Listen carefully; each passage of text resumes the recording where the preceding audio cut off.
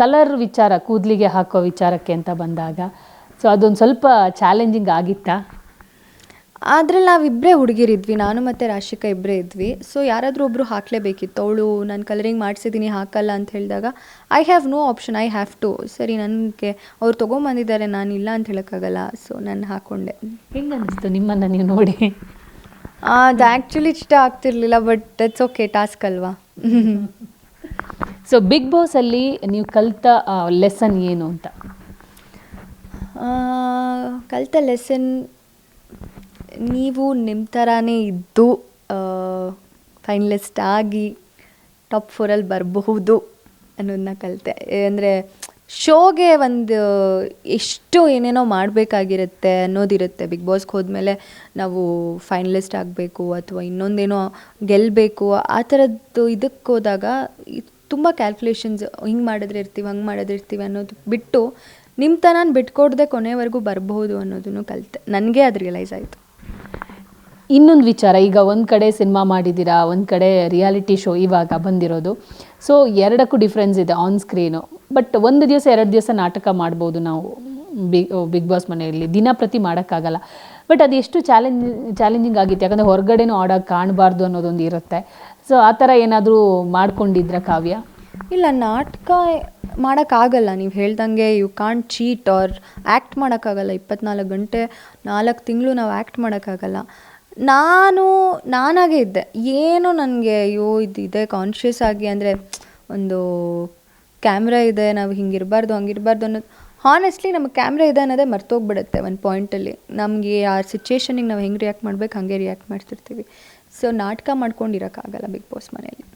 ಒಂದಿಷ್ಟು ಕಮೆಂಟ್ಸ್ಗಳು ಕಾವ್ಯ ನೆಗೆಟಿವ್ ಆಗಿ ಬಂದಿದೆ. ಅಂದರೆ ನೀವು ಯಾವತ್ತು ಗಿಲ್ಲಿನ ವಿರೋಧಿಸಿ ಮಾತಾಡ್ತಿರೋ ಅಥವಾ ಗಿಲ್ಲಿಗೆ ಅಪೋಸ್ ಆಗಿ ಮಾತಾಡ್ತಿರೋ ಅಥವಾ ಗಿಲ್ಲಿನ ಬಿಟ್ಕೊಟ್ಟು ಯಾವತ್ತು ಇರ್ತಿರೋ ಆವತ್ತೆಲ್ಲ ನಿಮಗೆ ನೆಗೆಟಿವ್ ಕಮೆಂಟ್ಸ್ಗಳು ಬಂದಿರೋದು.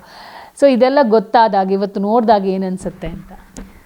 ಏನು ಮಾಡೋಕ್ಕಾಗಲ್ಲ. ಇವಾಗ ನಾನು ಆಟ ಥರ ಆಡಿದ್ದೀನಿ. ನಾನು ಆಟದಲ್ಲಿ ನಾನು ಯಾವ ರೀತಿ ಸ್ಟ್ಯಾಂಡ್ ತೊಗೋಬೇಕೋ ಆ ರೀತಿ ತೊಗೊಂಡಿದ್ದೀನಿ. ನನಗೇನು ಅನಿಸಿದೆಯೋ, ನನಗೇನು ಸರಿ ಅನಿಸಿದೆಯೋ ನಾನು ಅದನ್ನು ಮಾಡಿದ್ದೀನಿ. ಅದು ಪಾಸಿಟಿವ್ ಆಗಿ ತೊಗೊಂಡ್ರು ನಾನು ತೊಗೋಬೇಕಾಗತ್ತೆ, ನೆಗೆಟಿವ್ ಆಗಿ ತೊಗೊಂಡ್ರು ನಾನು ತೊಗೋಬೇಕಾಗತ್ತೆ.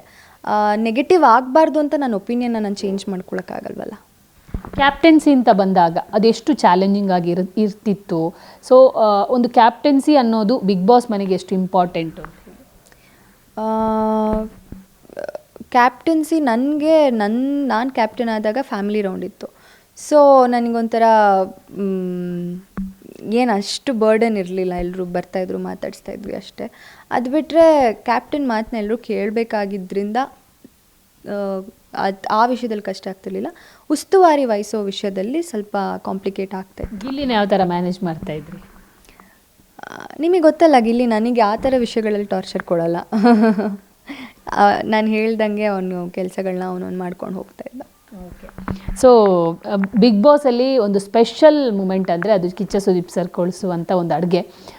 ಎಂಜಾಯ್ ಮಾಡಿದ್ರಾ ಕೊಟ್ಟಿರೋದನ್ನು? ಸೊ ಎಷ್ಟು ಖುಷಿ ಆಯಿತು? ಕಿಚ್ಚ ಸುದೀಪ್ ಸರ್ ಕೊಟ್ಟು ಕಳಿಸಿರೋ ಅಡುಗೆನ ಎಂಜಾಯ್ ಮಾಡಿದೆ, ಜೊತೆಗೆ ಅವ್ರು ಕೊಟ್ಟು ಕಳಿಸಿರೋ ಲೆಟರ್ ಕೂಡ ತುಂಬ ಸ್ಪೆಷಲ್ ಫೀಲ್ ಮಾಡಿದೆ ನಾನು. ಈಗ ಒಬ್ಬೊಬ್ಬರನ್ನ ಹೇಳ್ತಾ ಬನ್ನಿ, ಗಿಲ್ಲಿ ಅವರ ವ್ಯಕ್ತಿತ್ವದ ಬಗ್ಗೆ, ಜೊತೆಗೆ ಅವರಲ್ಲಿ ಇಷ್ಟ ಆಗೋ ಗುಣ, ಇಷ್ಟ ಆಗದೇ ಇರುವಂಥ ಗುಣ. ಗಿಲ್ಲಿ ತುಂಬ ಒಳ್ಳೆ ಮನುಷ್ಯ, ಯಾರಿಗೂ ಕೆಟ್ಟದ್ದು ಬಯಸೋನಲ್ಲ, ಯಾರು ಕೆಳಗೆ ಬೀಳಬೇಕು ಅಂತ ಬಯಸೋನಲ್ಲ, ತುಂಬ ಒಳ್ಳೆಯ ಹುಡುಗ.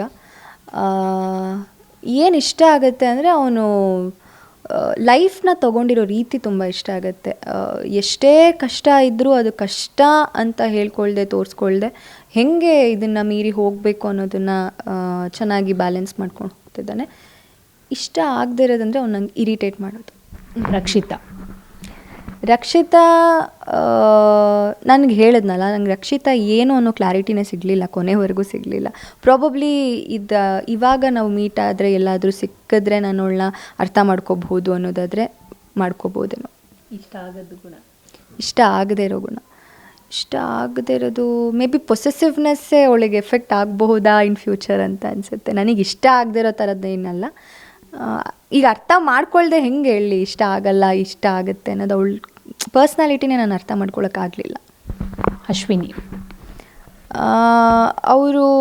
ಅವರೇ ಹೇಳ್ದಾಗೆ ಛಲಗಾತಿ. ಹೌದು, ಯಾಕಂದರೆ ಅಷ್ಟು ಚಾಲೆಂಜಸ್ ಬಂತು ಅವ್ರಿಗೆ. ಅಂದರೆ ಪ್ರತಿಯೊಬ್ಬರಿಗೂ ಅಷ್ಟೇ, ಮನೇಲಿ ಕಂಟೆಸ್ಟೆಂಟ್ಸ್ಗೆ ಪ್ರತಿಯೊಬ್ಬರಿಗೂ ಒಂದಲ್ಲ ಒಂದು ರೀತಿಯಲ್ಲಿ ಚಾಲೆಂಜಸ್ ಬಂತು.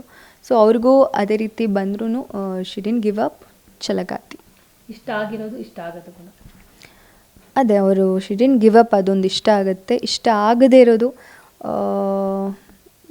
ಅದೇ ಒಂದು ರೆಸ್ಪೆಕ್ಟ್ನ ಅವರು ಕೇಳ್ತಿದ್ದಾರೆ ಅಂದಾಗ ಮತ್ತೊಬ್ರಿಗೆ ಅದು ಕೊಡಬೇಕು ಅನ್ನೋದನ್ನು ತಿಳ್ಕೊಂಡಿರ್ಬೇಕು. Raghu sir also is such ಒಳ್ಳೆ ಬಂಡಲ್ ಆಫ್ ಟ್ಯಾಲೆಂಟ್ಸ್. ಅವರೆಲ್ಲ ವಿಷಯದಲ್ಲೂ ತುಂಬ ಸ್ಟಡಿ ಮಾಡಿ ಇನ್ ಡೆಪ್ತ್ ತಿಳ್ಕೊತಾರೆ. ಇಷ್ಟ ಆಗದೇ ಇರೋವಂಥದ್ದು ಯಾವುದೂ ಇಲ್ಲ. ಅದೇ ರೀತಿ ಇನ್ನು ಧನುಷ್ ನನ್ನ ಒಳ್ಳೆಯ ಫ್ರೆಂಡ್. ಇಷ್ಟ ಆಗೋದು ಅವನು ಗೇಮ್ ಸ್ಟ್ರಾಟಜಿ ಅಂತ ಮಾಡಲಿಲ್ಲ. ಅವನಿಗೆ ಸರಿ ಅನ್ಸೋದನ್ನು ಸರಿ ಅಂತ ಹೇಳಿ, ಸರಿ ಇಲ್ಲದೆ ಇರೋದನ್ನು ಇಲ್ಲ ನೀನು ಇದು ತಪ್ಪು ಮಾಡಿದೆ ಅನ್ನೋದನ್ನು ಹೇಳ್ತಾನೆ. So that is also one of kind. ಅವನ ಒಂದು ಕ್ಯಾರೆಕ್ಟರ್. ಇಷ್ಟ ಆಗದೆ ಇರೋದಂದರೆ ಅವನನ್ನು ಇಮಿಟೇಟ್ ಮಾಡ್ತಾನಲ್ಲ, ರೇಗಿಸ್ತಾನಲ್ಲ, ಅದಿಷ್ಟ ಆಗಲ್ಲ. ಧ್ರುವಂತ್ ಅವ್ರನ್ನೂ ನಾನು ಅಷ್ಟು ಅರ್ಥ ಮಾಡ್ಕೊಳಕ್ಕಾಗಿಲ್ಲ, ಯಾಕಂದರೆ ಅವ್ರ ಜೊತೆ ಅಷ್ಟು ಕಾನ್ವರ್ಸೇಷನ್ಸೇ ಆಗಿಲ್ಲ. But he is a nice ಗೈ. ಇನ್ನೊಂದು ರಾಶಿಕಾ ಫಿಸಿಕಲಿ ವೆರಿ ಸ್ಟ್ರಾಂಗ್ ಹುಡುಗಿ. ಅದು ಬಿಟ್ಟರೆ ಇನ್ನೊಂದು 2 ವರ್ಷ ಹೋದರೆ ಸ್ವಲ್ಪ ಮೆಚ್ಯೂರ್ಡ್ ಆಗಿ ಡೆಸಿಷನ್ಸ್ ತೊಗೊತಾಳೆ ಅನಿಸುತ್ತೆ. It's because of the age. ಕೆಲವೊಂದು ಕಡೆ ಆಟದಲ್ಲಿ ಎಡವಿರೋದುಂಟು. ಇಷ್ಟ ಆಗುತ್ತೆ ಅದೇ decisions. Spandana such a sweet person. She is ಅಂದರೆ when it comes to friendship ಅವಳು ಜೆನ್ಯೂನ್ ಆಗಿ ಇರ್ತಾಳೆ. ಅದು ಬಿಟ್ಟರೆ ಇಷ್ಟ ಆಗದೇ ಇರೋವಂಥದ್ದು ಯಾವುದು. Okay, thank you. ಈಗ ಫೈನಲಿ ಮುಂದೆ ಏನು ಮಾಡಬೇಕು ಅಂದ್ಕೊಂಡಿದ್ದಾರೆ ಕಾವ್ಯ? ಸೊ ಹೊರಗಡೆ ಬಂದಾಗಿದೆ, ಲೈಫ್ ಯಾವ ಥರ ಡಿಸಿಷನ್ ತಗೋಬೇಕು, ಏನು ಮಾಡಬೇಕು? ಈಗ ಸೀರಿಯಲಿಂದ ಸಿನಿಮಾಕ್ಕೆ ಬಂದಾಗಿದೆ, ಮುಂದೆ ಏನಾದರೂ ಪ್ರಾಜೆಕ್ಟ್, ಏನಾದರೂ ಕಾಲ್ಸ್ ಎಲ್ಲ ಬರೋಕ್ಕೆ ಶುರುವಾಗಿದೆಯಾ? ಮುಂದೆ ನೆಕ್ಸ್ಟ್ ಏನು ಅನ್ನೋ ಕ್ಯೂರಿಯಾಸಿಟಿ ನನಗೂ ಇದೆ. ಬಟ್ ರೈಟ್ ನಾವು ಕೇಳಿದ್ರೆ ನಾನು ಯಾವುದೂ ಪ್ಲ್ಯಾನ್ ಮಾಡಿಲ್ಲ. ನೋಡೋಣ, ಫ್ಲೋಯಲ್ಲಿ ಹೋಗ್ತೀನಿ. ಓಕೆ, ಕೊನೆಯದಾಗಿ ನೀವು ಒಳಗಡೆ ಹೋದ್ಮೇಲೆ ನಿಮ್ಮ ಹಳೇ ಅಂದರೆ ರೀಲ್ಸ್ ಮಾಡಿರೋ ವಿಡಿಯೋಗಳೆಲ್ಲ ವೈರಲ್ ಆಗ್ತಾ ಇದೆ. ನೀವು ಚಿಕ್ಕವರಿದ್ದಾಗ ಇನ್ನು ನಿಮಗೆ ಏಜು ಏನಿತ್ತು ಕಮ್ಮಿ ಇರುವಂಥ ಒಂದಿಷ್ಟು ವಿಡಿಯೋಗಳು ವೈರಲ್ ಆಗ್ತಿದೆ. ಅದನ್ನು ನೋಡಿದಾಗ ಏನು ಅನಿಸುತ್ತೆ ಅಂತ? ನಾನು ಅದು ನೋಡಿಲ್ಲ ಇನ್ನು, ಬಟ್ ಆಗಿದೆ ಅಂತ ಕೇಳಿದೆ. ಸುದೀಪ್ ಸರೇ ಹೇಳಿದ್ರು, ನಿಮ್ದು ಹಳೆ ವಿಡಿಯೋಸ್ ಎಲ್ಲ ನೋಡಿದೆ, ನೀವು ಅಂತಲೇ ಗೊತ್ತಾಗಲ್ಲ, ತುಂಬ ಡಿಫ್ರೆಂಟಾಗಿ ಕಾಣಿಸ್ತೀರ ಅಂತ.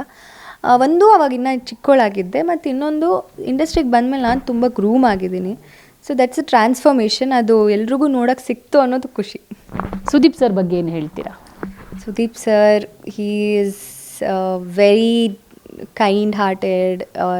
ಅದೇನವರು ಪಂಚಾಯತಿಲಿ ಏನೇನೇ ಹೇಳ್ತಿದ್ರು, ನಾವು ಅಂದರೆ ಸುದೀಪ್ ಸರ್ ಬಂದರೆ ಸಾಕು, ಅವ್ರನ್ನ ನೋಡಿದ್ರೆ ಸಾಕು ಅಂತ ಕಾಯ್ತಾ ಇರ್ತೀವಿ. ವೀಕೆಂಡಲ್ಲಿ ಅದು ಒಂದು ರೀಸನ್. ನಾವು ಸುದೀಪ್ ಸರ್ನ ಒಂದು ವೀಕ್ ಬರಲಿಲ್ಲ ಸುದೀಪ್ ಸರ್. ಲಿಟ್ರಲಿ ನಾವೆಲ್ಲರೂ ಎಷ್ಟು ಮಿಸ್ ಮಾಡ್ಕೊಂಡ್ವಿ ಅಂದರೆ, ಒಬ್ಬ ಗೈಡ್ ಇರ್ತಾರೆ ನಮ್ಮ ಲೈಫಲ್ಲಿ, ಅವರಿಲ್ಲ, ನಾವು ಏನೋ ಹೇಳ್ಕೊಳಕ್ಕೆ ಯಾರೋ ಒಬ್ರು ಇಲ್ವಲ್ಲಪ್ಪ ಅನ್ನೋ ಥರ ಮಿಸ್ ಮಾಡ್ಕೊಂಡ್ವಿ. He is such a nice and very sweet heart. Okay, ಒಳ್ಳೆಯದಾಗಲಿ ಕಾವ್ಯ, ಒಳ್ಳೊಳ್ಳೆ ಪ್ರಾಜೆಕ್ಟ್ ಸಿಗಲಿ, ಸಿನಿಮಾ ಇಂಡಸ್ಟ್ರಿ ಕಾಲಿಟ್ಟಿದ್ದೀರಾ, ಇನ್ನಷ್ಟು ಸಿನಿಮಾಗಳು ಮಾಡುವಂತಾಗಲಿ. Thank you so much. ನೋಡಿದ್ರಲ್ಲ, ಇದಿಷ್ಟು ಕಾವ್ಯವರ ಮಾತು. ಕ್ಯಾಮರಾ ಪರ್ಸನ್ ಶ್ರೀಹರಿ ಜೊತೆ ದೀಪಿಕಾ, ಪವರ್ ಟಿವಿ, ಬೆಂಗಳೂರು.